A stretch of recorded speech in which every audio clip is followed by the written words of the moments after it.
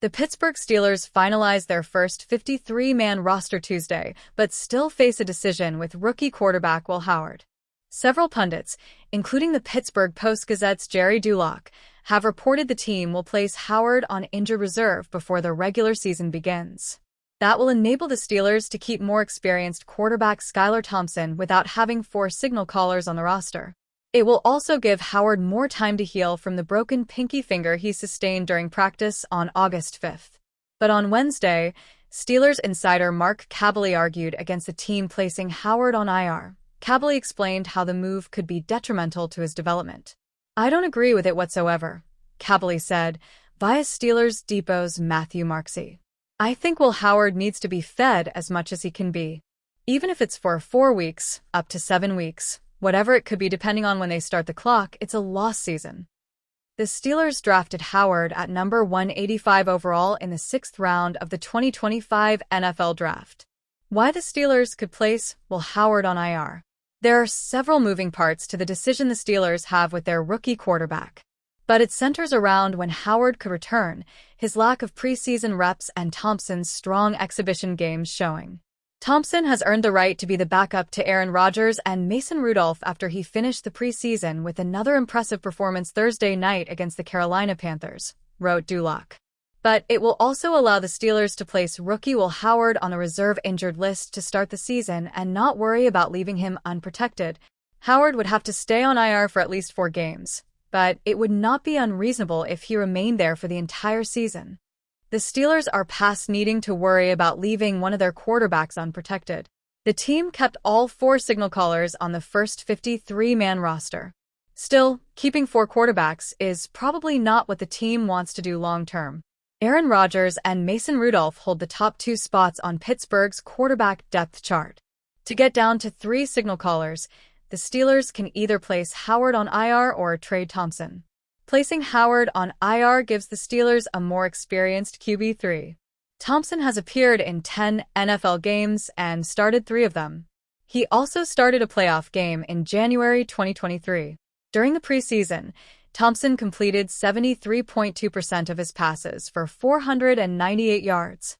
He also had 3 touchdowns with 1 interception. Why the Steelers shouldn't place Howard on IR? The argument for and against Howard beginning the regular season on IR comes down to short-term and long-term goals. It's better in the immediate future for the Steelers to place Howard on IR.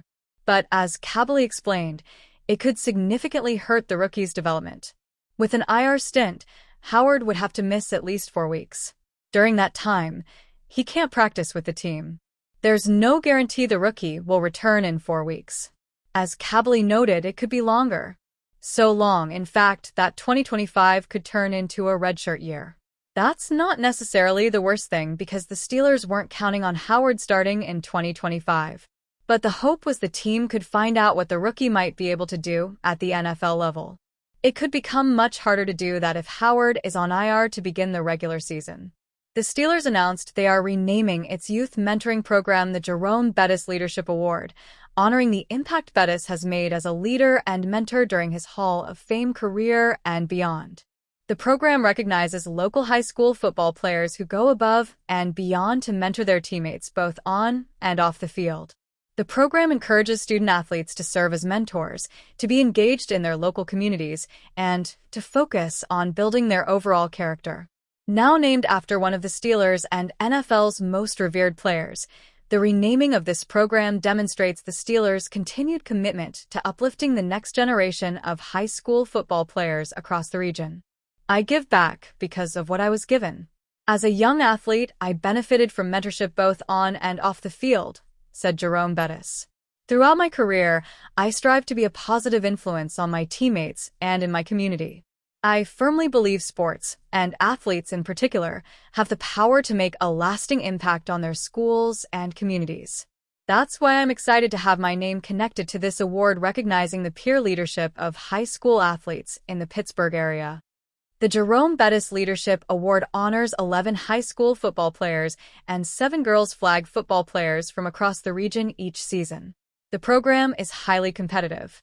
Players must be nominated for the award by a coach, athletic director, or principal, and if selected, The winners are recognized on the field during a Steelers home game. Additionally, each player's school receives a $1,000 donation to their school's football program, which is made possible by the Steelers, the mentoring partnership and co-presenting sponsors of the Steelers youth football program, Giant Eagle, and the Pittsburgh Post-Gazette. Football is more than a game. It's a platform for building leadership and character that extends beyond the playing field, said Dan Rooney, Vice President of Business Development and Strategy for the Steelers.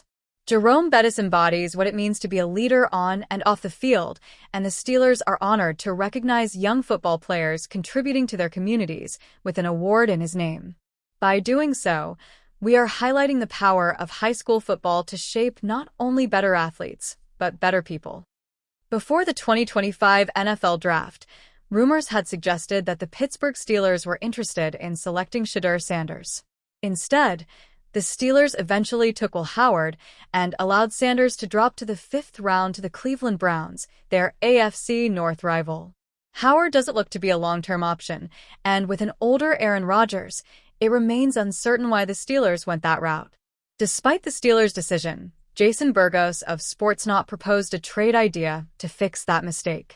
He listed 4 teams that could pursue Sanders, including the Steelers.